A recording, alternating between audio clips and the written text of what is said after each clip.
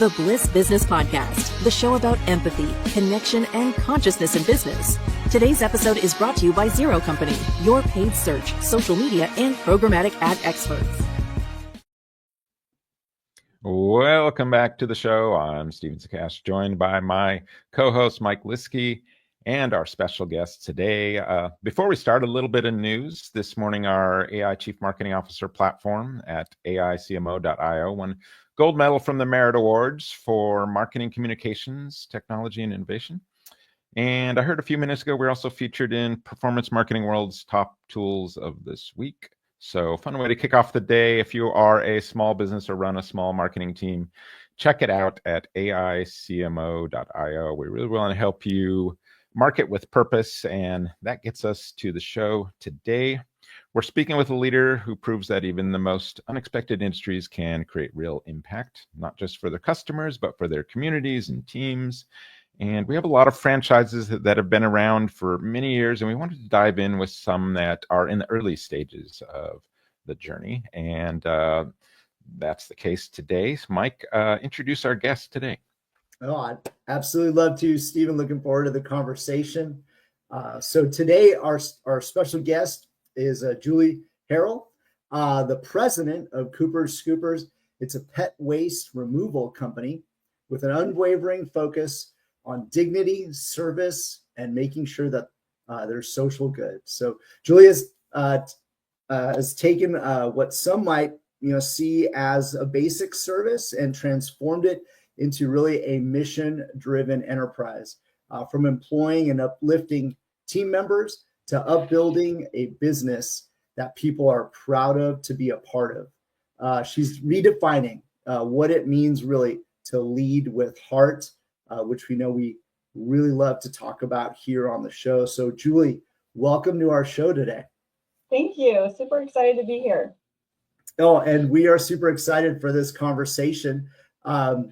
Maybe just to start us off on a lighter note, what inspired you to turn a scooping business into a platform that is benefiting, making a social impact and benefiting communities? Yeah, so I actually took on this opportunity back in December. So the concept of Cooper's Scoopers was created last summer.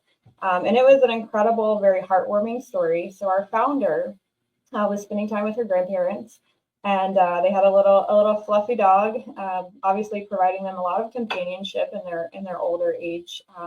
Maybe not going out as much, maybe not seeing people as often, but always having that wet nose to snuggle with.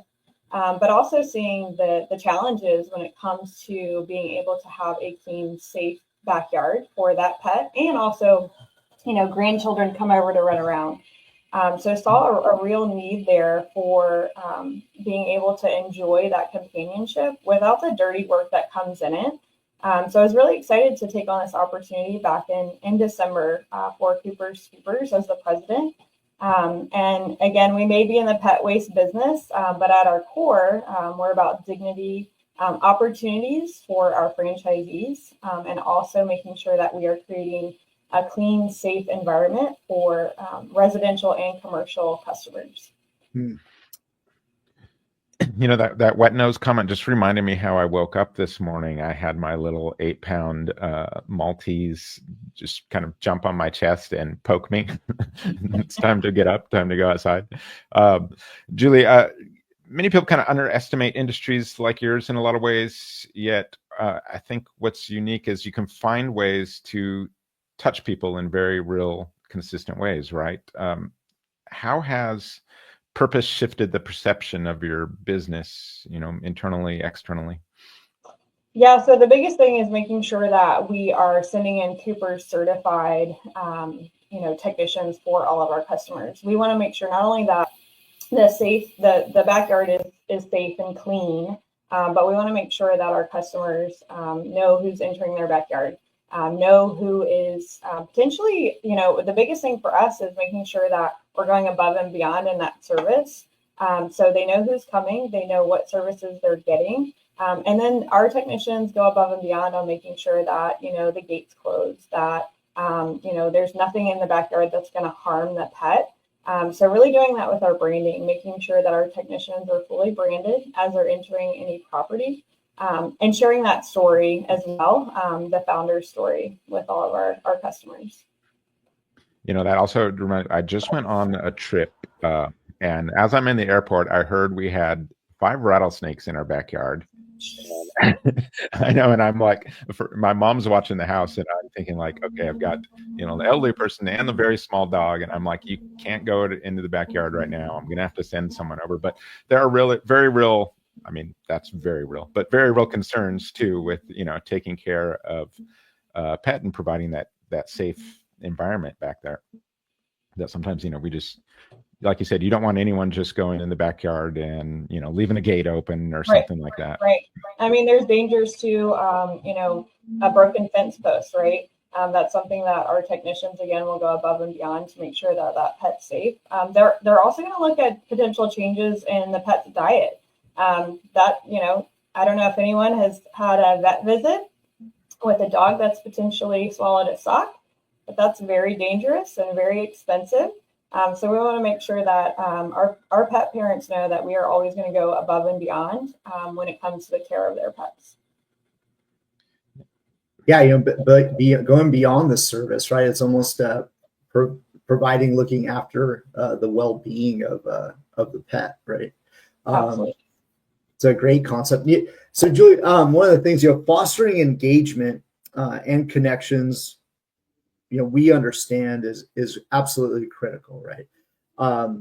And we love to discuss that oftentimes on this show. And in fact, there was a report that was recently done by PwC, and 89% of the executives that were interviewed in this report were saying that a purpose-driven company delivers a better employee experience, higher employee satisfaction, and better retention of their employees. So, I mean, that stat just speaks volumes, right? When there's 89% of those leaders out there that are saying that. So, and yourself, right? You've built a team, a culture that not only performs, but it sounds like from what you're saying, they really feel connected with the families that they're serving, with the pets that they're serving. So how do you, though, foster that kind of engagement and the loyalty? So that really starts with just seeing people where they are and treating every role as essential, right? So even myself, our franchise owners, our technicians, anyone who is under the Cooper Scoopers umbrella, making sure that they know how essential they are, and giving them the tools to be able to do that. Also, we really big on celebrating all of our wins, big and small.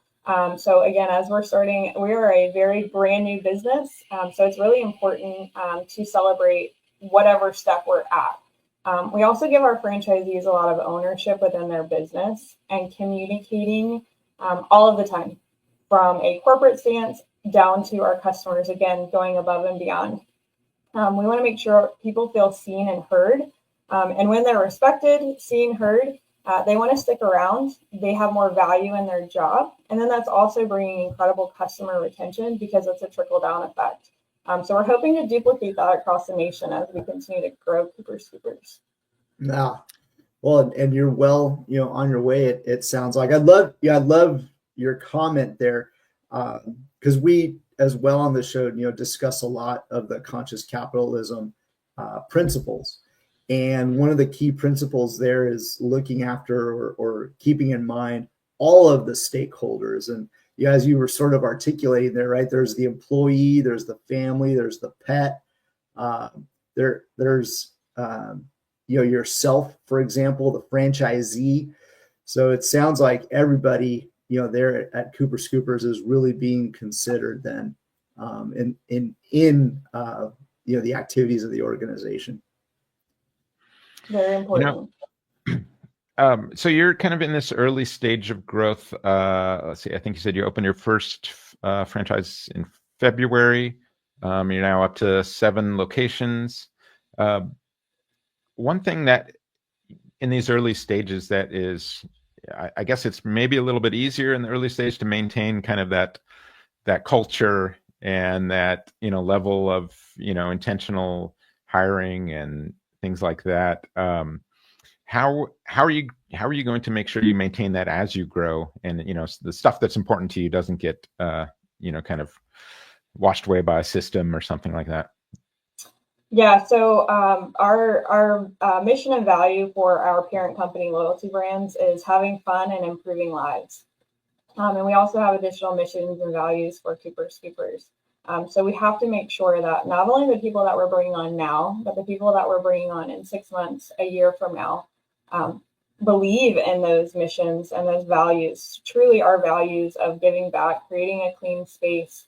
All of us want to be a part of something. We want to be a part of something bigger than us. So being able to educate the population on the toxicity that's lingering in their backyard or running down into their waterways, that hits home specifically for myself.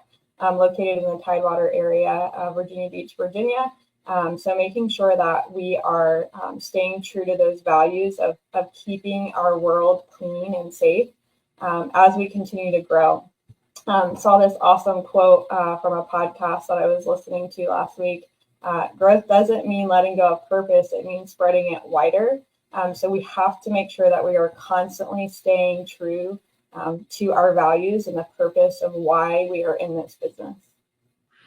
Yeah, I think our guest on Tuesdays said sometimes you want to put the cult in culture when we're talking about it, but it's just because really you don't want that as things trickle down just to get diluted, right? Right. You really want to make sure that's that purpose is repeated continually. When you're hiring someone new, are there any kind of, as a franchisee, are there any specific traits you're looking for in that person?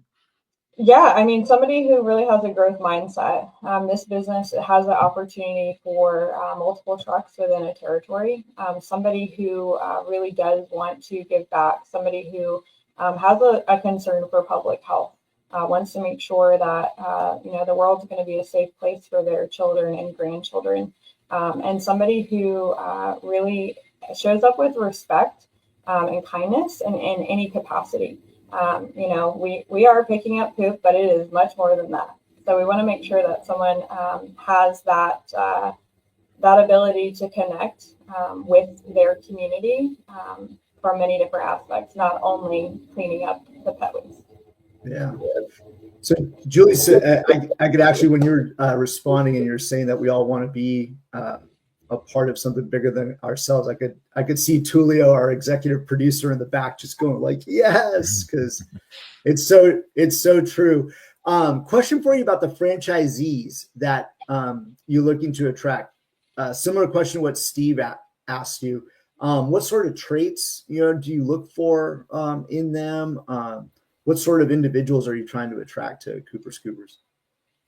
So somebody who is willing to follow the system, right? You definitely join a franchise because you want the playbook there.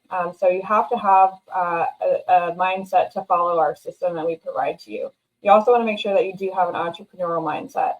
This is your business, right? You're buying into the brand and the systems, but at the end of the day, this is your business. So you do have to be able to execute. So those are definite traits that we want our franchisees to have. And again, that team spirit. That is the most incredible thing about joining Cooper Scoopers is the community that you have around you. We are growing in certain territories quicker than others, but you have a best friend right next to you that you can text. We have our internal communications that is going to support you throughout the way. So being able to work in a team setting, even though you may be on your, in your own little territory, is very important for the growth and the success of our franchisees. With this stage of your franchise building, what kind of things are you particularly focused on? Yeah, so a lot of our systems and processes have to work for multiple trucks within a territory for a franchise owner. And as, again, rapid growth. In 2 months, we're up to 7 territories. So we have very big goals at Cooper Scoopers to make sure that there are multiple trucks, many trucks across the nation. So making sure that the systems and processes that we are implementing work now and then a year from now. We also want to make sure that our franchisees are going to be fanatical fans of Cooper Scoopers. It all starts with a conversation. So we want to make sure that they are fans of the business that they're running, and they have the confidence to share about Cooper's Scoopers with everyone. Yeah, I can see that being that fanatical fan being a big difference maker for them. People feel that, I think. Absolutely. Yeah, it certainly brings zeal, to the work that you do. So, Julie, bringing it back to the conversation around values. So, you're related to this topic of values, and obviously, values, are at times just sort of thrown around as things that companies have to have. You could say maybe some just think of them as like table stakes. But there was a report out that was stating that 72% of the consumers say that they're more likely to be loyal, right, to a company that aligns with their values. And that report was done by Cohn, Porter, and Novelli.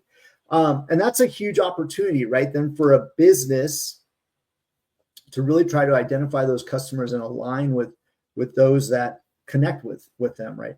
So how do you communicate, I guess, your values to customers and make sure that they're known, and that it isn't just, the service that you're providing, but, really in a way, this is, like you said, something bigger than the service? Yeah, so that starts with our initial conversation with any of our customers, right? We want to make sure that they are very aware of all of the value that we bring, and the value that we bring to the service is a direct response to the values that we have as a company. And that's another question. So to turn that back around, to make sure that those values trickle down to our customers, we want to understand, we want our franchisees, when they're joining our team, we want them to share their values out loud. I think that's something sometimes, we can kind of sit in our heads and say, oh yeah, this is my value, but how often do we actually speak truth to those words? Yeah. So I think that's really important for our franchisees as they're joining our team to share those out loud. Make sure that they align with their goals in their life as well, right? We all have personal, professional goals. So making sure that they align. And then again, we're all on the same page. We're all moving in the same direction, values, mission, and then again, growth. So making sure that trickles down to all of our customers. Gotcha. And then sort of maybe, go ahead, Steve. I didn't say anything. Go for it, Mike. Oh, I thought you were gonna, jump in there. Super important, right? I love to hear that, being able to live those values rather than something that just, lives on a wall somewhere. Right. What's that? An inspirational cat poster. Yep, exactly. Maybe transitioning the conversation now next to the topics of profit, responsibility, legacy. There's this idea of purpose again that comes, and there's one thing that I love to ask all of our guests that come here on the show. What role do you think, or what would you say that a well-defined purpose plays in the success of a business? Yeah, so I mean, again, going back to even the most overlooked jobs, making sure we're doing that with pride. Again, having that purpose and heart. At the end of the day, we are not just picking up pet waste. We are providing clean space. We are giving back to the planet. And so, really focusing on that throughout every single service that we complete. Oh, did we lose Julie? Oh, there she is. Yeah, she's there. Yeah. Yeah, I loved how you were saying earlier, in terms of like safe and clean, doing no harm to the pet, and I mean really looking after the overall health of someone's family member, really, at the end of the day, right, when we think about it. Absolutely. We're seeing an incredible increase in pet ownership. So over 70% of households own a pet, and over 50% of those households own a dog. And we're not slowing down, right? We're getting busier and busier as, I'm a working mom of two. My plate is overflowing. So an incredible service to offer. But again, that purpose is going to keep us grounded, be our North Star, to make sure that, we're just going above and beyond when it comes to the service, increasing our customer retention, and again, inviting people to be a part of something that truly matters. You are definitely very busy. I can only imagine as a president, on top of like wanting to help do some of the marketing as you're doing right now, looking after all of the other components of the business. So I can imagine you're a very busy lady. Julie, so some leaders, they kind of see profit and social responsibility as kind of these maybe opposing forces. But your, story in this conversation, obviously, just kind of shows otherwise. How do you think businesses can pursue both, without compromising either? Or do you have any tips for business owners trying to pursue both?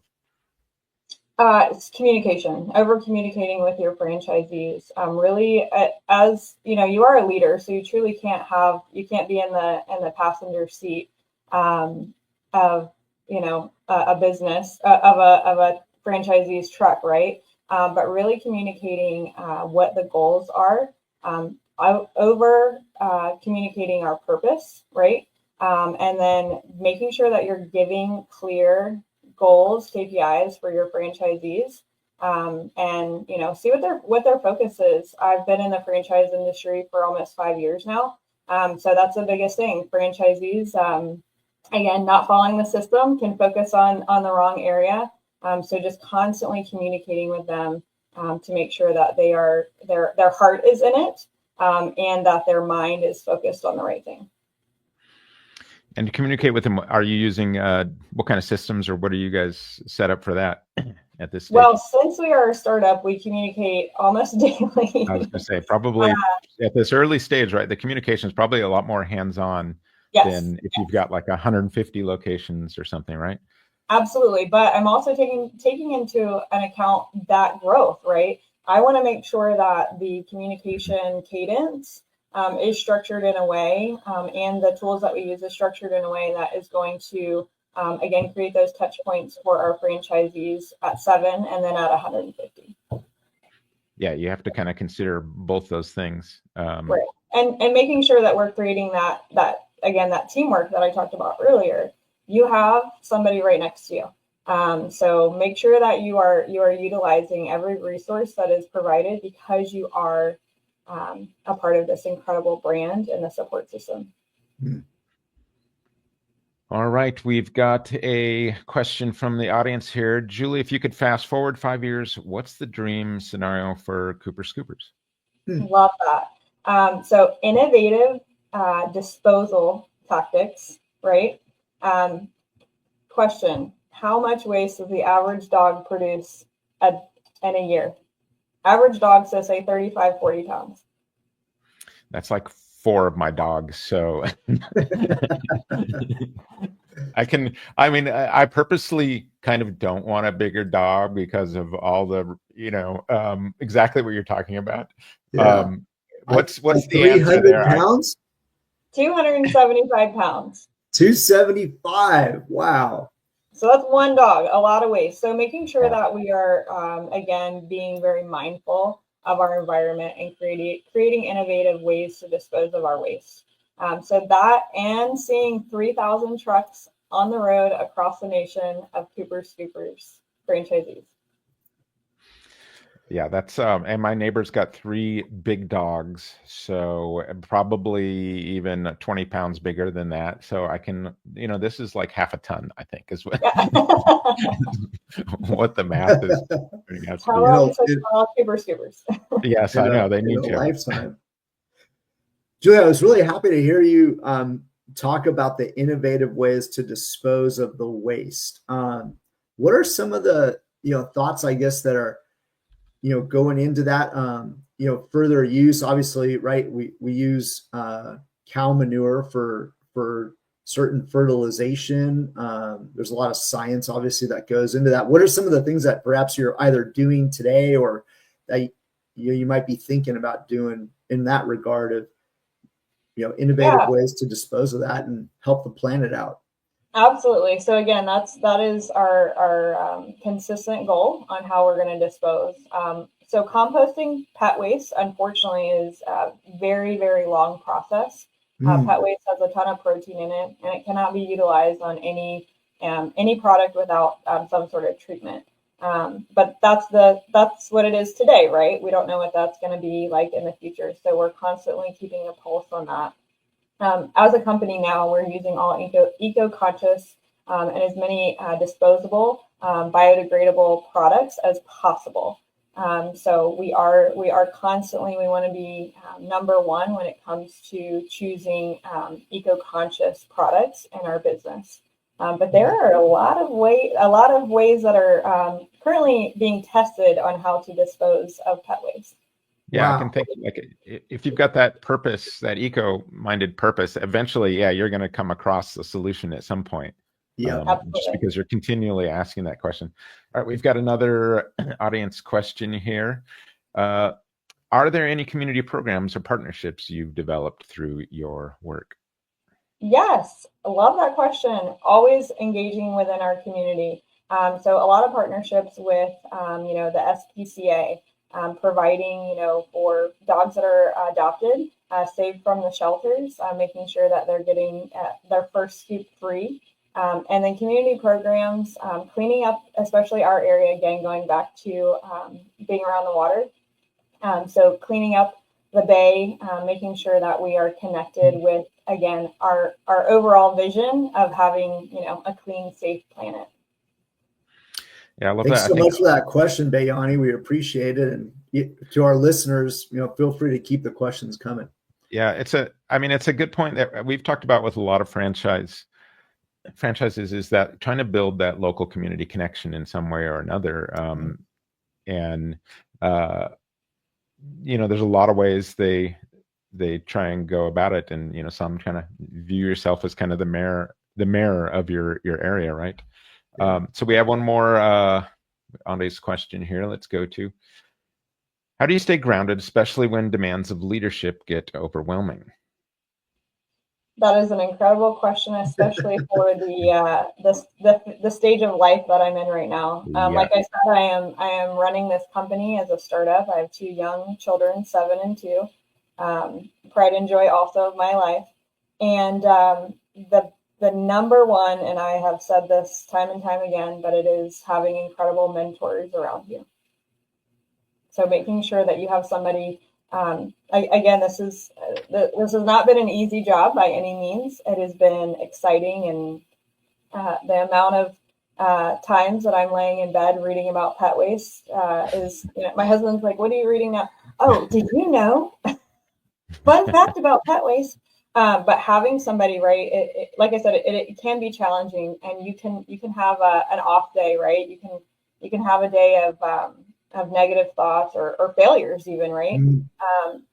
And you can reflect on those, but you cannot sit there. And if you have a mentor or somebody that you look up to and is allowing you to stay in that place for a long time, stay away from them. Find somebody else who is going to listen, provide feedback, and give you a positive next step, because you have to keep moving forward. Yeah, and I always say, don't just have one mentor either. Someone can be like your mentor in this certain particular area of your life, where so you could have like the business mentor, but you could also have someone that pushes you maybe athletically or physically, or another person who maybe pushes you on the social justice side or whatever. But yeah, you can have different mentors in your life that can help you kind of level up in each of these different areas. Yeah. And I think too, as we sort of go through our life, Steve, when we're younger, I sort of feel we look at mentors as those that we sort of wanted to emulate, right? And then now it almost seems as though the mentors in my life are really raising the level of consciousness. I don't know what has made that transition, if it's a change in goals or change in purpose, or if it's just at a different stage in life. But it's very interesting when you're able to have a mentor that you don't necessarily want to act like them, you don't necessarily want to be like them, but instead they help you sort of gain perspective and think a little bit broader than just one's self. So, Julie, going back to the point about the disposal of the waste, I mean, I think that is going to be tremendous in part to the success of Cooper Scoopers, because I would think that from the customer standpoint, if I was able to benefit the planet by partnering with an organization, perhaps like yourself, that is, disposing of waste in a responsible way versus, like, say, myself with our cat, just putting it in like the normal trash. Right. I would much rather, right, feel it would give me the feeling of trying to benefit the community, benefit the planet overall. Like I would almost be doing good in a way. Does that sort of make sense? And absolutely. I mean, I don't know if you've driven past the landfill lately, but apparently any open space is now a landfill, right?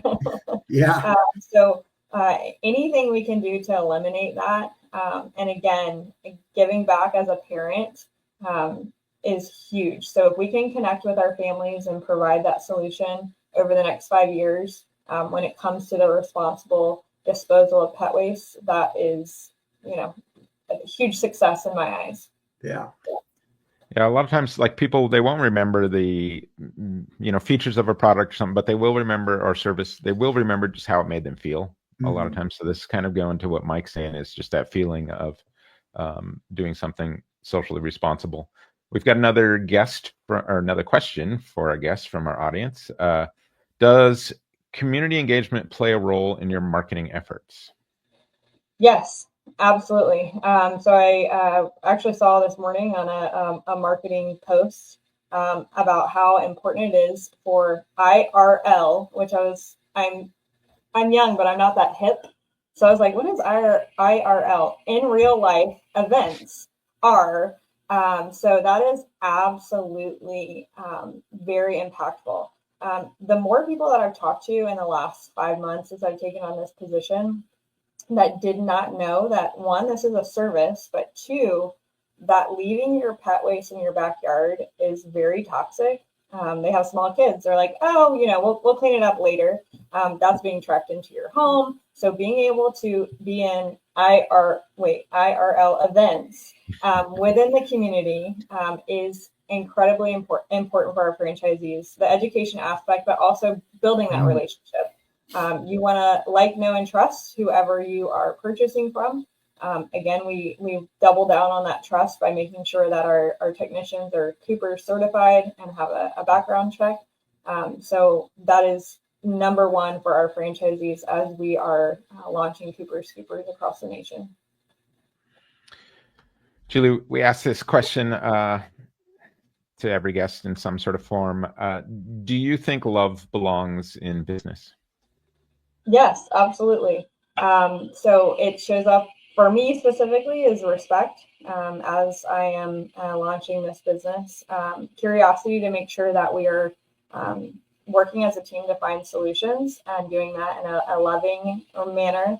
And then kindness towards our hopeful franchisees, our existing franchisees, and our teams. I think it's really important.